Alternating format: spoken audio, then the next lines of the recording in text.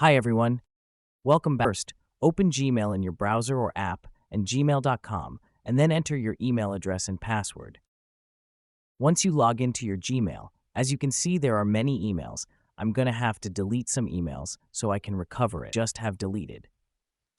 So on the left-hand side of the screen, scroll down and click on More to expand the menu. Now select Trash, or it might be called Bin, depending on your location.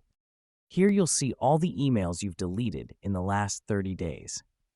To recover an email, simply find the message you want to restore.